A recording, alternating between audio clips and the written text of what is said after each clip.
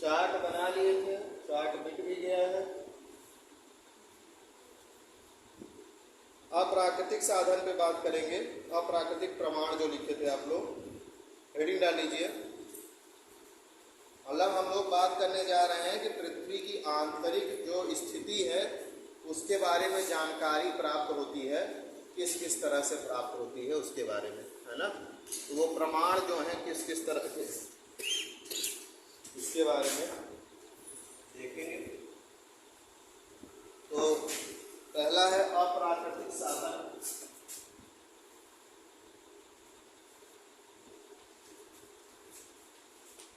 अप्राकृतिक साधन मतलब अप्राकृतिक चीजों के द्वारा, आर्टिफिशियल सोर्स।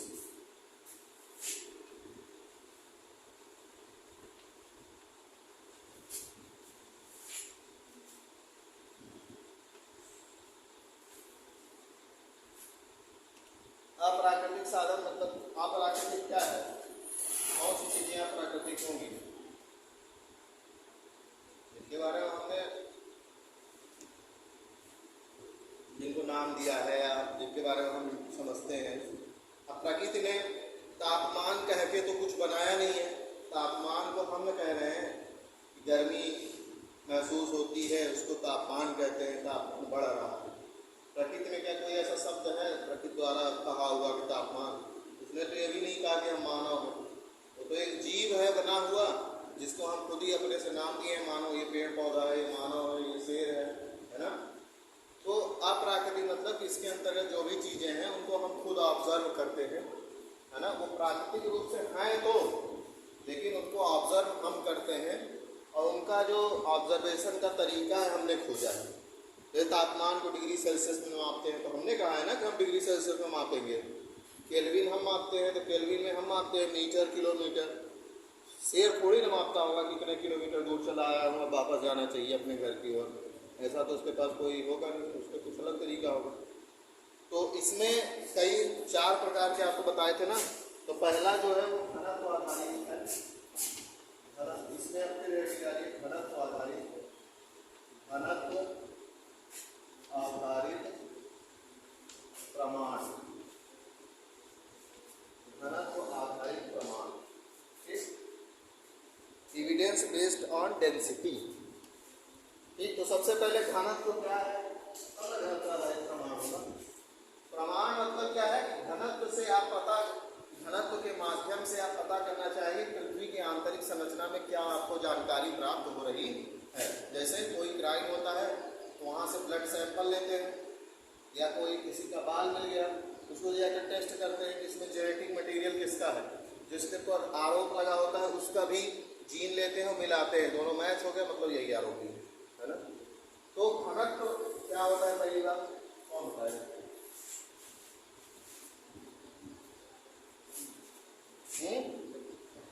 घनत्व क्या होता है, सूत्र ही बता दीजिए। घनत्व बराबर, साइंस वाले भरे पड़े हैं यहाँ पे।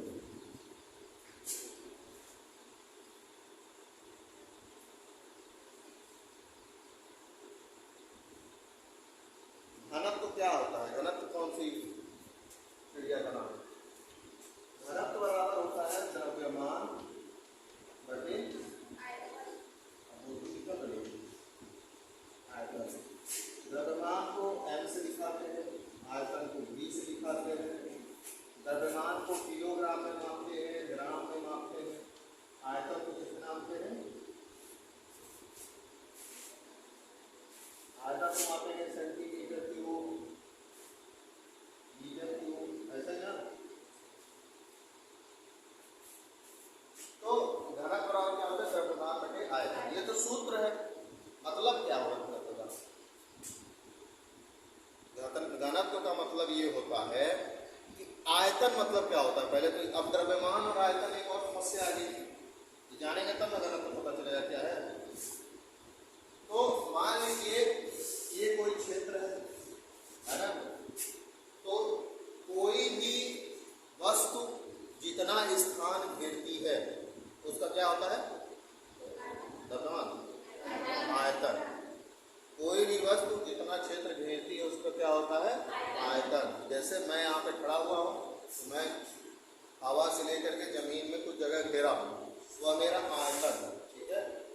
और मेरा द्रव्यमान कुछ अलग होगा, वो तो मैं जब मशीन में नापूंगा तब होगा, है ना। तो अगर कोई वस्तु जितना स्थान घेरती है उसको क्या कहते हैं? आयतन, वॉल्यूम हो गया। अब कोई वस्तु है इतना स्थान तो घेरे हुए है, लेकिन इतने स्थान में उसका कुछ द्रव्यमान होता है ना, मास होता है। द्रव्यमान क्या होता है कि जो कणों से मिलकर बना हुआ होता है पदार्थ जो होता है उसका कुछ वेट होता है, मतलब उसको नापते हैं हम, मेजरमेंट करते हैं कितना भारी है ना। द्रव्यमान और एक होता है वेट, दोनों में फर्क होता है। द्रव्यमान और भार, द्रव्यमान और भार दो अलग अलग चीजें। द्रव्यमान में क्या आएगा? केवल मास आएगा। ये आप कहीं भी चले जाइए सेम रहेगा, पृथ्वी के किसी भी भाग में चले जाइए क्या रहेगा? एक समान रहेगा। आप यहाँ 5 किलो के हैं तो सब जगह 5 ही किलो के है, लेकिन भार जो है ये होता है यम इंटू जी। यम तो यही है, ये वाला द्रव्यमान, पूरे जी क्या है? गुरुत्वीय त्वरण, है ना, जी गुरुत्वीय त्वरण, जो पृथ्वी के हर एक हिस्से में अलग अलग मान है। तो आप जब हम बता रहे हैं कि पृथ्वी के अलग अलग हिस्से में इसका मान है, तो पृथ्वी के अलग अलग हिस्से में भार एक रहेगा कि बदलता रहेगा? बदलता रहेगा, क्योंकि जी का मान हर जगह अलग अलग होगा, है ना। तो हम लोग घनत्व की बात कर रहे थे, तो ये मान लीजिए कोई वस्तु है जो इस मान से है, अब इसका कुछ द्रव्यमान होगा, है ना। मान लीजिए इसमें जो कण है वो इस तरह से कुछ दूर दूर है और इनका द्रव्यमान कितना है? 5 किलोग्राम, ठीक। तो ये घनत्व हो जाएगा 5 किलोग्राम। अब एक और स्थिति ऐसे ही देखते हैं, इतने ही दूरी पे, मतलब इतना ही स्थान घेरे हुए एक और जगह है, सेम टू सेम, जितना इसका वॉल्यूम है उतना इसका वॉल्यूम है ना। मतलब स्थान जो घेरे हुए है वो कितना है? सेम है, ठीक। अब इसमें जो कण थे वो थोड़ा दूर दूर थे, 5 किलोग्राम मास था, द्रव्यमान था इसका। अब यहाँ के जूम करते हैं कि इसमें कण बहुत पास पास हैं, खूब सारे,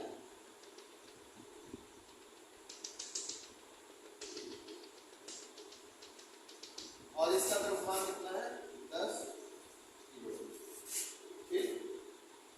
आप ये हमको बताइए कि घनत्व किसका ज्यादा हो? घनत्व मतलब कि जिसमें बहुत सारे कण एकदम पास पास हो, भीड़ बहुत ज्यादा हो, सघनता हो, किस वाले चित्र में आपको दिख रहा है? यार किसको इसमें दिख रहा है? किसी को नहीं ना, इसका सबको दिख रहा है। तो यहाँ कण एक उतने ही क्षेत्र में एकदम पास पास ज्यादा है। जैसे इसी कमरे में अभी आप लोग इतने लोग हैं, अभी इसमें 100 लोग और आ जाएगा तो भीड़ बढ़ेगी ना, लेकिन कमरा तो उतना ही बड़ा है, तो घनत्व तो क्या होगा? बढ़ जाएगा। समझ आ रही बात? अभी इतने लोग हैं, इसमें से सबको बाहर निकाल दिया केवल मैं रखूंगा, तो घनत्व तो क्या होगा? कम हो जाएगा, अभी की तुलना में कम हो जाएगा। अगर इसको आप सूत्र में रखते हैं, तो अगर सूत्र में मैं रखूं तो इसका द्रव्यमान कितना है? 5 किलोग्राम, ठीक। इसको मैं मीटर में मान लेता हूं कि ये मीटर दूरी है, तो ये हो जाएगा, मान लीजिए इसको कुछ नाम दे दे रहे हैं, इसको मान लीजिए 1 मीटर क्यूब, ठीक। अब इतनी ही दूरी ये भी है, वॉल्यूम तो सेम ही रखते थे ना, तो अब रखते हैं इस वाले का हो जाएगा कितना? कितना द्रव्यमान है? 10 kg, वॉल्यूम कितना है? 1 मीटर क्यूब, है ना। तो अगर आप इसमें भाग दे दें तो ये आ जाएगा 5 किलोग्राम पर मीटर क्यूब, और इसमें आ जाएगा 10 किलोग्राम पर मीटर क्यूब। अब आपको कौन सा बड़ा लग रहा है? 10 ना। तो ऑलरेडी सूत्र से भी आपको पता चल गया कि इसका घनत्व तो क्या है? ज्यादा है, इसका घनत्व तो क्या है? ठीक है। तो घनत्व तो मतलब होता है सघनता, ठोस जो है उसका घनत्व तो ज्यादा होगा। क्यों? क्योंकि क्योंकि ठोस की ये प्रॉपर्टी ही होती है कि उसमें कण जो होते हैं बहुत पास पास होते हैं। ठोस की तुलना में द्रव में आएंगे, है ना, तो द्रव के जो कण होते हैं वो क्या होते हैं, दूर दूर होते हैं ठोस की तुलना में, और जो गैस होती है उसमें सबसे ज़्यादा दूर होते हैं, है ना। उसको अगर मैं आपको चित्र के माध्यम से दिखा दूँ,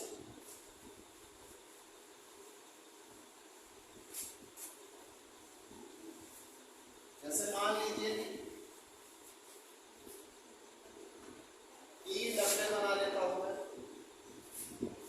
एक ठोस के लिए, एक द्रव के लिए, एक गैस के लिए। 3 डब्बे बन गए। अब तीनों डब्बे में दिखाना है, तो पहले में अगर ठोस होगा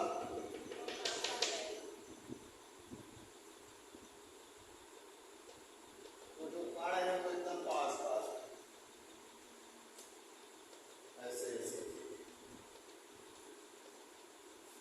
ठोस हो गया। फिर द्रव जो होगा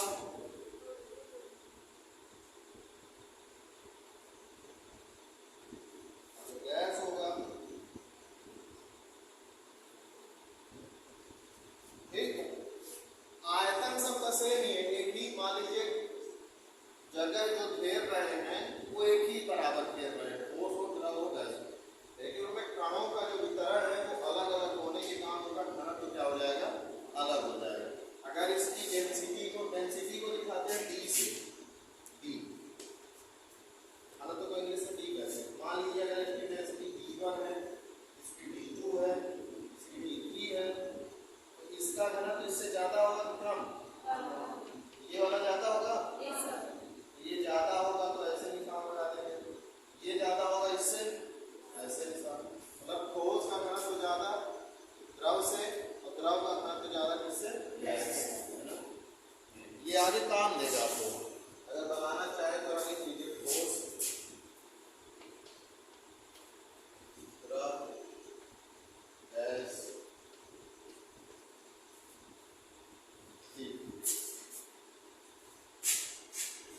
ठीक लीजिए थोड़ा और समझाना है।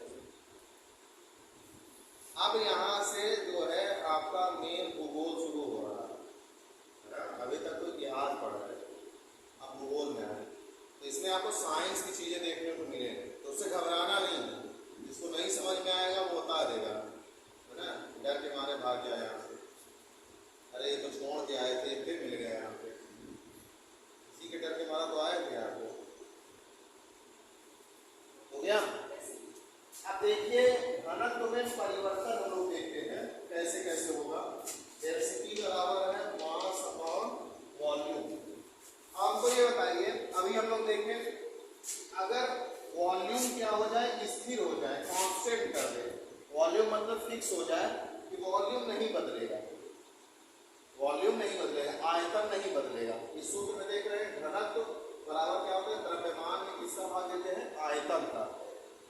अगर आयतन को फिक्स कर दें, कांस्टेंट कर दें, कांस्टेंट मतलब होता है कि एक वैल्यू फिक्स हो जाएगी, वो बदलेगा नहीं, है ना। तो अगर आयतन फिक्स है तो अब घनत्व तो कैसे बदलेगा, अब केवल कौन सा बदल रहा है, द्रव्यमान बदलेगा। अगर मैं इसकी मात्रा को फिक्स कर दूं, वॉल्यूम को, तो परिवर्तन कैसे होगा घनत्व, केवल इसके बदलने से होगा कि नहीं।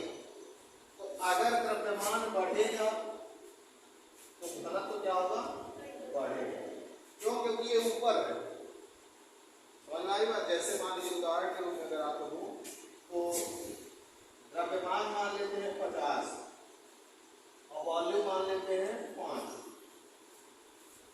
ठीक।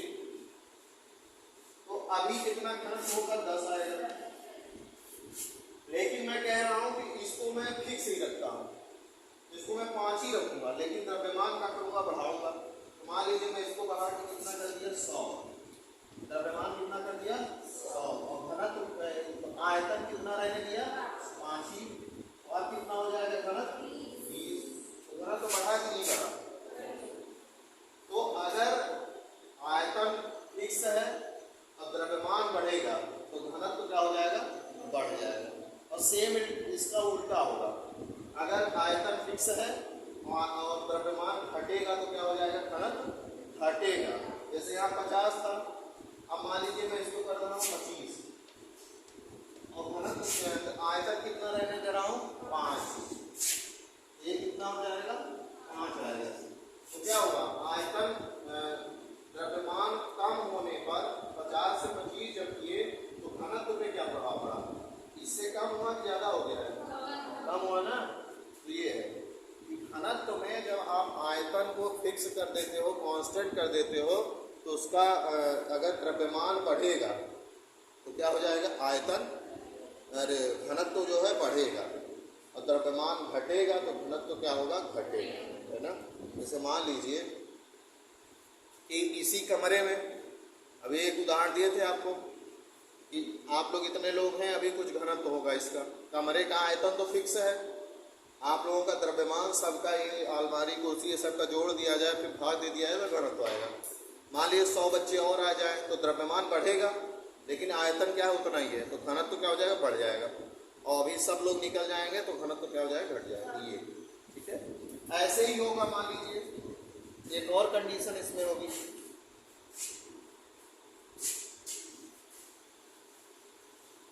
और ध्यान से इसको समझ लीजिएगा क्योंकि ये आगे हमेशा काम देगा। अगर कोई कंपटीशन भी आप देने जा रहे हो तब भी एक कंडीशन ये होगी कि मान लीजिए डेंसिटी दी हुई है m/v, अभी हमने वॉल्यूम को फिक्स किया था, अब मैं कह रहा हूं हम इसको फिक्स कर देते हैं द्रव्यमान, ये कांस्टेंट हो जाएगा, मतलब द्रव्यमान क्या रहेगा सेम रहेगा, है ना। जितने आप लोग हैं इतने ही बच्चे रहेंगे, लेकिन अब हम कमरे की दीवार को बढ़ा देंगे, वॉल्यूम उसका क्या करेंगे बढ़ाएंगे, है ना।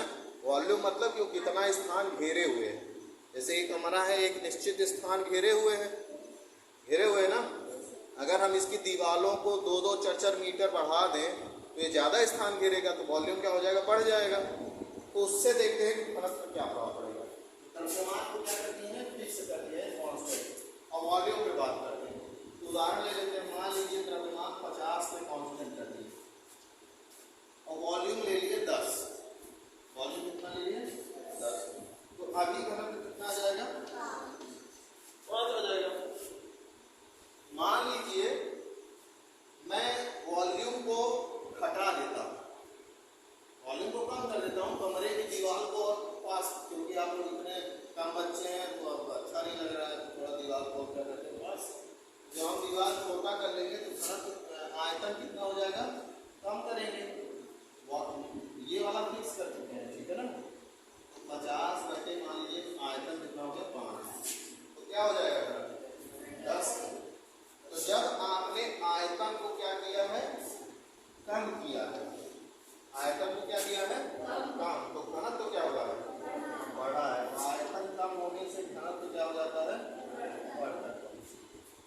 इसी तरह अगर आप आयतन को क्या करें बढ़ा दें, मान लीजिए मैं इस कमरे की दीवारों को और बढ़ा दूं, जैसे मान लीजिए अभी द्रव्यमान 50 ही है, आयतन को बढ़ा करके 25 कर दूं तो घनत्व कितना हो जाएगा 2 हो जाएगा। तो घनत्व क्या हुआ आयतन बढ़ाने पे घनत्व में क्या आई कमी आएगी। जब आयतन बढ़ेगा तो इससे क्या होगा घनत्व में कमी आएगी। समझ आई बात सबको? इसी तरह वो वाला लिख लेते हैं, ये लिख लीजिएगा इसको, ये एरो नीचे है मतलब कमी, एरो ऊपर है मतलब बढ़ रहा है, ऐसे उसमें लिख लेते हैं। जब ये स्थिति है, जब आपने क्या किया है द्रव्यमान को स्थिर रखा है, ठीक, द्रव्यमान को क्या किया है स्थिर रखा है। मान लीजिए मैंने आयतन को स्थिर रखा है, तो आयतन स्थिर होने पर क्या होगा, आयतन अगर स्थिर किए हैं तो अगर द्रव्यमान बढ़ेगा तो क्या होगा घनत्व भी क्या होगा बढ़ेगा, अगर द्रव्यमान घटेगा तो घनत्व भी क्या होगा घटेगा। ये है इसके अनुसार और ये है द्रव्यमान स्थिर होने का, ठीक। ये बेसिक साइंस है, ये आना चाहिए, कोई भी कंपटीशन में जाएंगे सवाल पूछा जा सकता है इससे, है ना। इसको कथन के रूप में भी कह सकते हैं, लिख लीजिए तो बता देते हैं।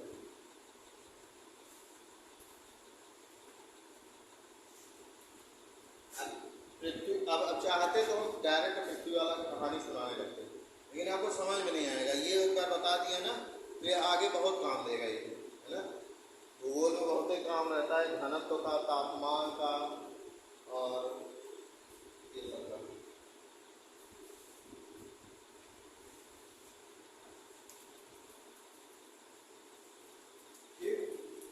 जैसे इसको मान लीजिए कथन के रूप में कहना हो वाक्य में, तो क्या कहेंगे। एक होता है कि समानुपात, एक होता है क्या, व्युत्क्रमानुपात। समानुपात मतलब अगर x और y समानुपात में है उसको ऐसे दिखाते हैं। मतलब अगर y बढ़ेगा तो x बढ़ेगा, x बढ़ेगा तो y बढ़ेगा, y घटेगा तो x घटेगा। मतलब इसके साथ जैसा होगा वैसा ही इसके साथ होगा, है ना। वो जुड़वा टाइप का, दो जुड़वे होते हैं, कहते हैं ना, उसको चोट लगती है तो उसको भी दर्द हो रहा है, वैसा है। तो ये बढ़ेगा तो ये भी, ये घटेगा तो ये भी। समानुपात। एक होता है व्युत्क्रमानुपात। व्युत्क्रमानुपात, व्युत्क्रमानुपात में क्या होता है, जैसे x is proportional to 1/5, है ना। ये व्युत्क्रमानुपात है, ये बिल्कुल और उल्टा चलेंगे। अगर पाई बढ़ेगा तो x घटेगा, x बढ़ेगा तो पाई घटेगा, है ना। मतलब उल्टा सीन है। व्युत्क्रमानुपात में उल्टा होता है, दो चीजों के बीच में संबंध, है ना। तो जैसे इसमें कहना हो, आयतन अगर स्थिर है घनत्व के समय, घनत्व रहा द्रव्यमान बटे आयतन, तो अगर आयतन स्थिर है तो द्रव्यमान और घनत्व किसमें होते हैं, समानुपात में होते हैं। लिख लीजिए एक लाइन, एक बार आप भूल जाते हो, आप लिखिए, पॉइंट बना के लिख लीजिएगा, स्टार बना के। अगर आयतन को स्थिर रखा जाए, अगर आयतन को स्थिर रखा जाए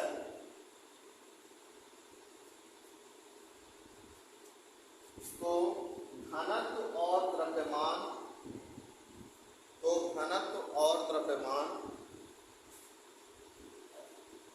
समानुपात में होते हैं। अगर आयतन को स्थिर रखा जाए तो घनत्व और द्रव्यमान क्या होते हैं, समानुपात में होते हैं। और उसको लिख लीजिएगा ऐसे, density is proportional to mass, density is proportional to mass. अगर मास बढ़ेगा तो डेंसिटी बढ़ेगी, मास घटेगा तो डेंसिटी घटेगी। ठीक। दूसरा बिंदु लिखिए, अगर द्रव्यमान स्थिर रखा जाए, अगर द्रव्यमान स्थिर रखा जाए या द्रव्यमान स्थिर हो, द्रव्यमान स्थिर हो तो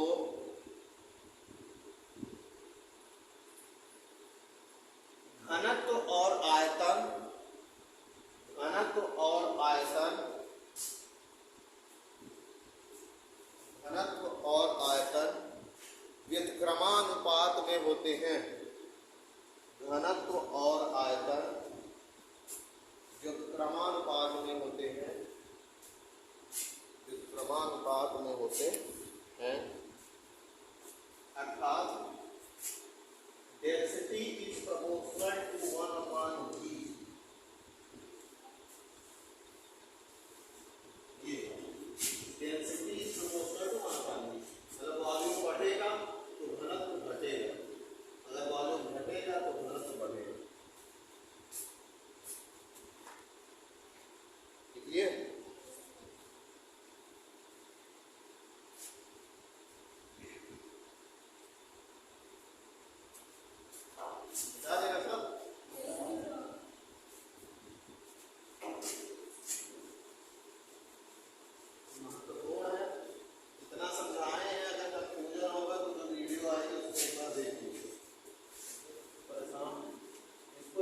से समझ लीजिएगा, आगे बहुत काम आने वाला है। इसमें कंफ्यूज रहेंगे तो आगे नहीं समझ में आएगा।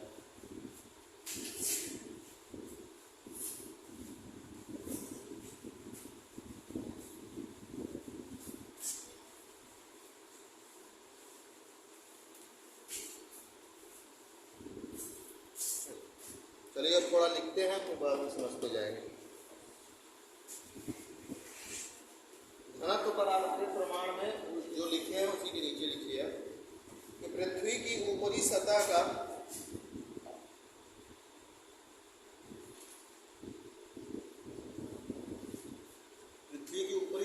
अधिकांश भाग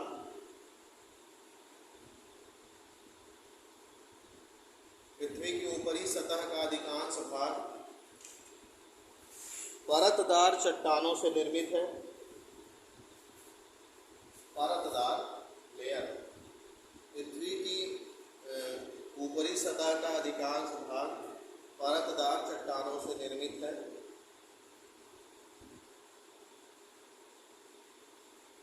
इसकी गहराई 500 से 1500 मीटर, इसकी गहराई 500 से 1500 मीटर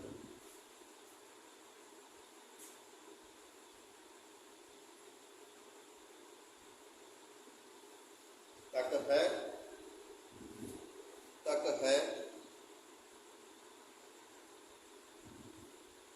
जिनका घनत्व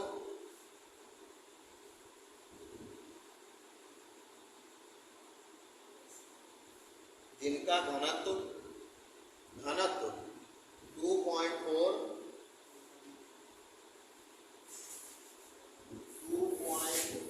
से 2.7, जिनका घनत्व 2.4 से 2.7 है।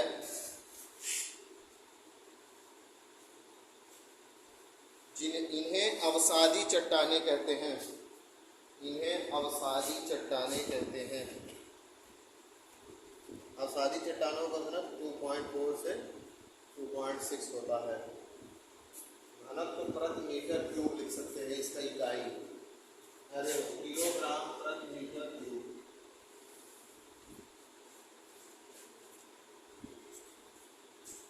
या ग्राम मीटर क्यूब। अवसादी चट्टानें कहते हैं, लिख दिए। इसके पश्चात अधिक घनत्व वाली आग्नेय चट्टानें पाई जाती हैं। इसके पश्चात अधिक घनत्व वाली आग्नेय चट्टानें पाई जाती हैं, जिनका घनत्व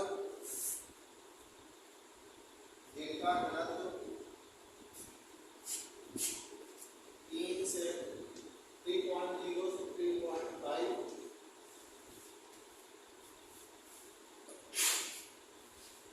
होता है। आग्नेय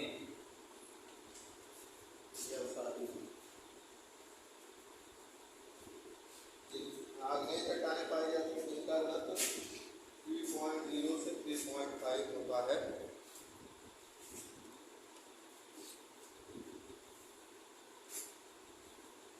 इनका निर्माण ज्वालामुखी क्रिया के माध्यम से होता है। आग्नेय चट्टानों का निर्माण होता है ज्वालामुखी क्रिया से। इनका निर्माण ज्वालामुखी क्रिया से होता है। ज्वालामुखी क्रिया से होता है। विद्वानों के अनुसार पृथ्वी का औसत घनत्व 5.5 है। ये बहुत ही महत्वपूर्ण फैक्टर है। विद्वानों के अनुसार पृथ्वी का औसत घनत्व 5.5 है।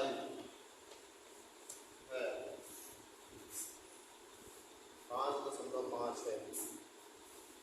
ये बहुत विकल्प में आता है पृथ्वी का औसत घनत्व कितना है। साथ ही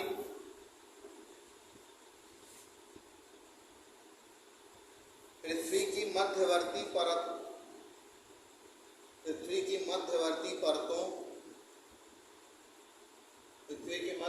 परतों जिनकी गहराई